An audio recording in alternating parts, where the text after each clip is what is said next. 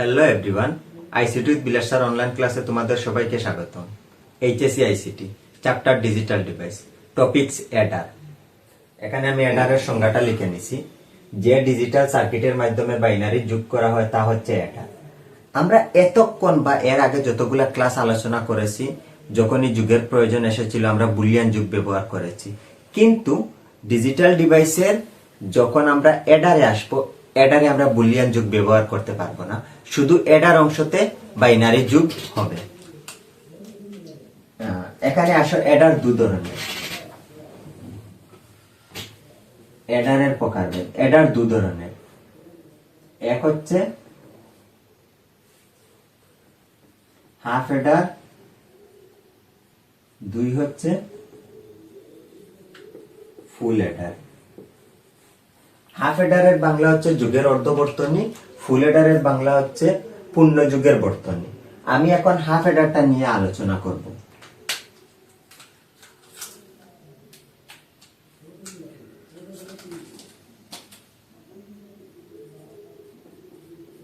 Half এডার,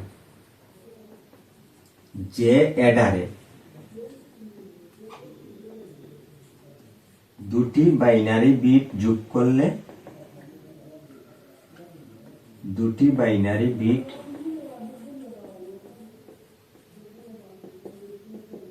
যোগ করলে যোগফল ও হাতে থাকা অঙ্ক বা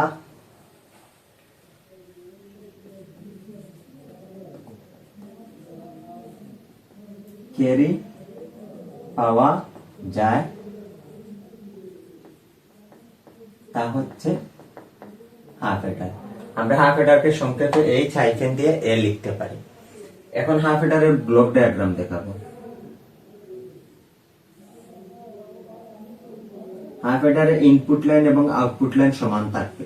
পরীক্ষায় অনেক সময় উদ্দীপক এইভাবে তোমাদের ব্লক ডায়াগ্রাম দেয়া থাকে, কখনো নামকরণ করা থাকে, কখনো নামকরণ করা থাকে না। ব্লক ডায়াগ্রাম দেখে চিনে নিতে হবে এটা হচ্ছে হাফ এডার। ইনপুট লাইন দুইটা A B, half এডারের output line দুইটা, একটা সাম, এস কে আমরা সাম বলি, সামের এস, আর সি হলো ক্যারি, ক্যারির সি। ক্যারির বাংলা হলো হাতে থাকা সংখ্যা। এটাকে বলা হয় ব্লক ডায়াগ্রাম।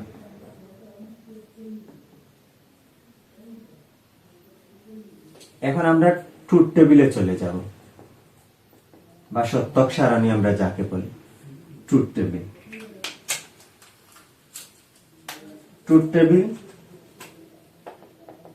টেবিল থেকে লজিক্যাল ফাংশন বের করতে হবে, তারপর লজিক সার্কিট অঙ্কন করতে হবে। Input A B, output some R carry. এখানে যেহেতু ইনপুট দুইটা 2 টু দি পাওয়ার n সূত্র দিয়ে যদি বের করি, তাহলে n এর মান 2, 4, এক লাইনে বাইনারি মান 4টা করে হবে। চলক এ বি, ডানের ঘর থেকে শুরু হবে বাইনারি মানের সিকোয়েন্স তো তোমরা সবাই জানো, 0 1 0 1, বামের ঘরে মুভ করলে 0 0 1 1, যুগ বাইনারি যুগ হবে। আমি বলে দিছি এডারে কিন্তু বুলিয়ান যুগ হবে না, এডারে শুধুমাত্র বাইনারি যুগ হবে। 0 0 যোগ করলে যোগফল 0, কেরি কোনো কিছু নাই 0, 0 1 এ যোগ করলে যোগফল 1, কেরি কোনো কিছু নাই 0, 1 এ 0 যোগ করলে যোগফল 1, কেরি কোনো কিছু নাই 0, একে একে যোগ করলে 2, বাইনারিতে 2 বসবে না, 2 থেকে বাইনারির ভিত্তি 2 গেলে 0, এখানে ভিত্তি একবার বিয়োগ করছি, হাতে থাকবে 1, একটা ক্যারিতে চলে আসবে। এখন আমরা লজিক্যাল ফাংশন বের করব।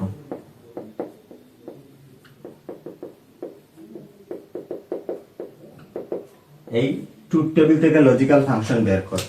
আউটপুট আমরা দুইটা পাইছি, আউটপুট পাইছি আমরা সাম আর ক্যারি।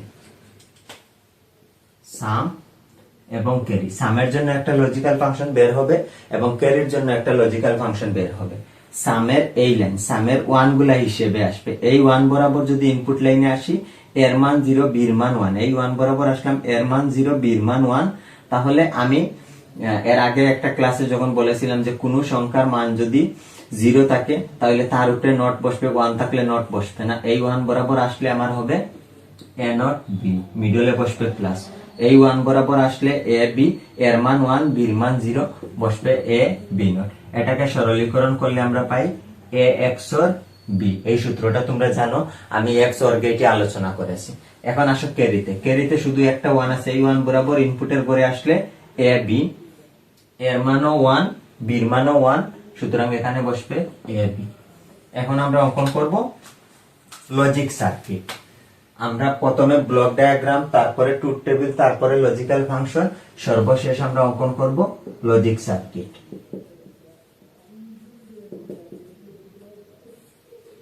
ইনপুট লাইন হবে এ, ইনপুট লাইন হবে বি।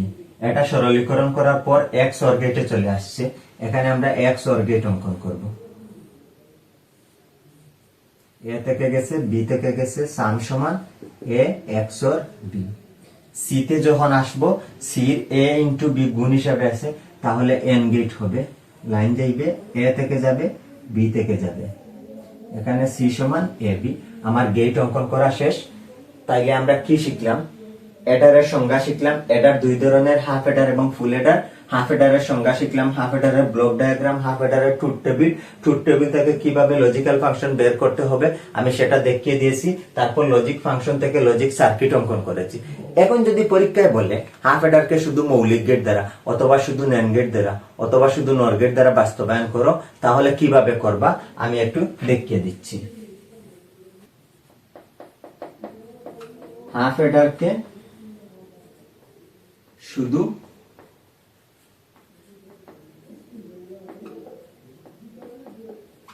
মৌলিক গেট দ্বারা বাস্তবায়ন,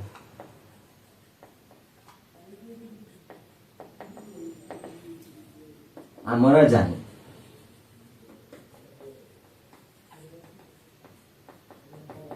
হাফ এডারের ক্ষেত্রে, হাফ এডারের ক্ষেত্রে যে লজিক্যাল ফাংশন গুলা পেয়েছি, আমরা লজিক্যাল ফাংশন গুলা লিখে নিব।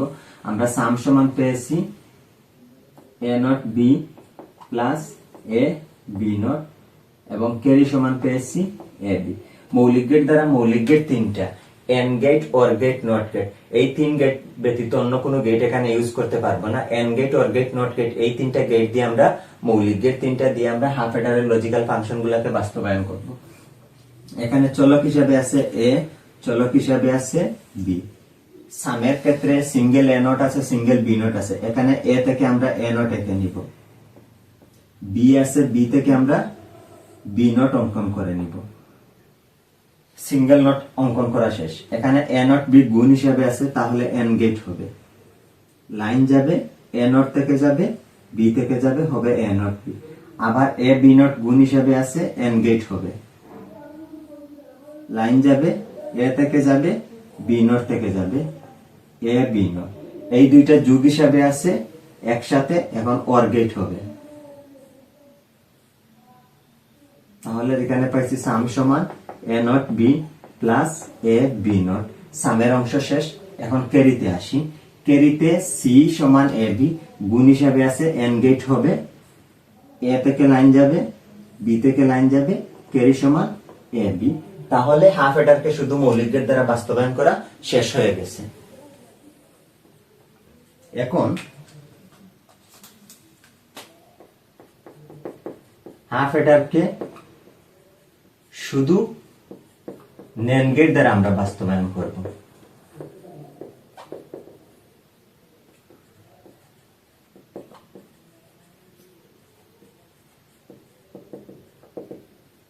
এখানে লিখবা আমরা জানি,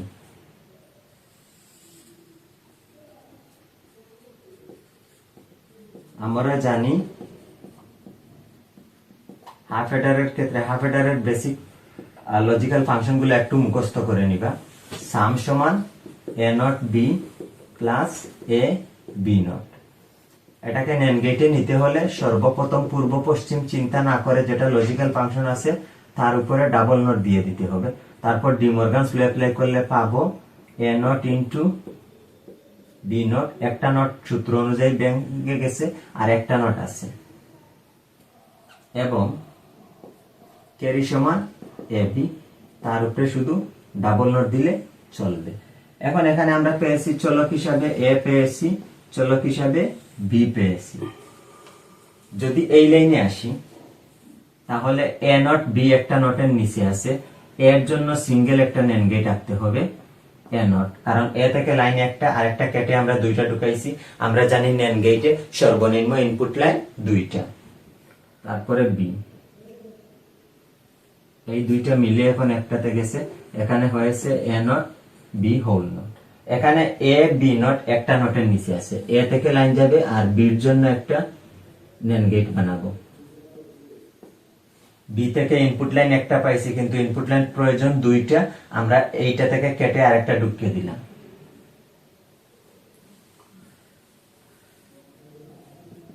এ বি নট, এখন এই দুইটা মিলে একটা নটের নিচে আছে আর একটা NAND গেট হবে।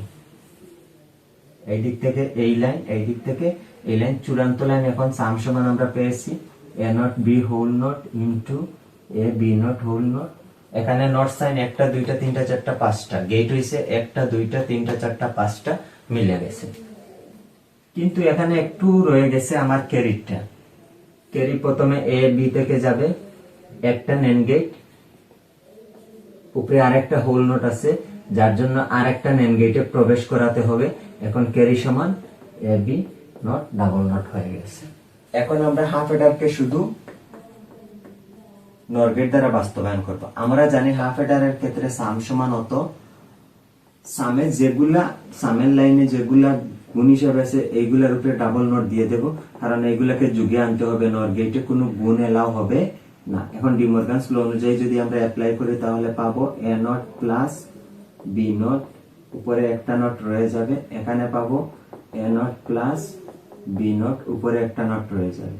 এর উপরে ডাবল নট আছে, উঠে যাবে, কোনো কিছুর উপরে ডাবল নট থাকলে ডাবল নট তোলা যায়, বির উপরে ডাবল নট আছে, ডাবল নট উঠে যাবে। এখন দুইটা দুই পাশে বা দুই জায়গায় হয়ে গেছে, দুইটাকে একসাথে নিচে আনতে গেলে তার উপরে আমরা ডাবল নট দিয়ে দেব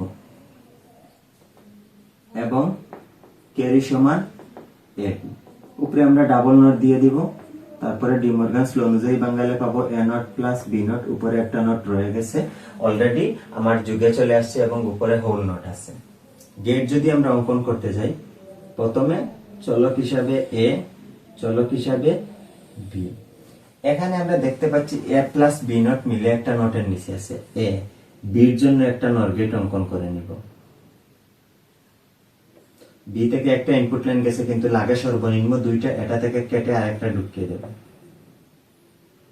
এবার এই দুইটা মিলে একটা নর গেটে ঢুকছে, এখানে আমরা পাইলাম এ প্লাস বি নট। তারপরে এ নটের জন্য একটা নর গেট এঁকে নিব, A not B, A not B, এই দুইটা মিলে একটা নর গেটে ঢুকছে।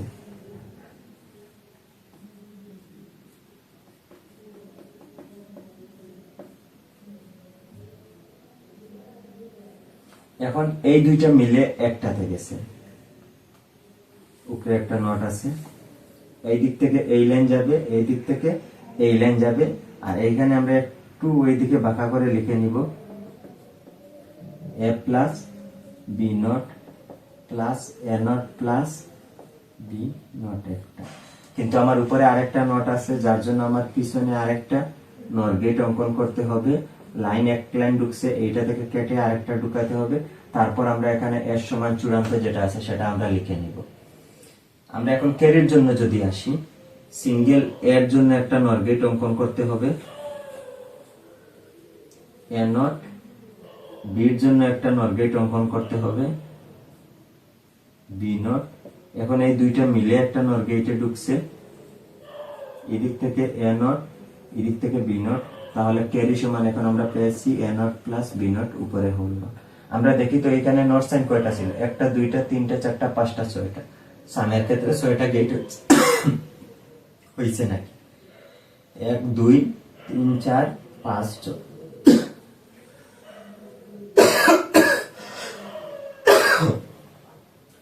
এখানে ক্যারিতে তিনটা নট সাইন ছিল, তিনটা নর গেট হয়েছে নাকি দেখি, এর জন্য একটা, বির জন্য একটা, আর চূড়ান্ত একটা হয়ে গেছে। আজকে আমার হাফ এডার সম্বন্ধে আলোচনা এতটুকু ছিল।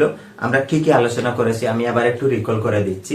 আমরা প্রথমে এডারের সংজ্ঞা পড়ছি। এডার দু ধরনের, হাফ এডার এবং ফুল এডার। হাফ এডারের বাংলা যুগের অর্ধবর্তনী।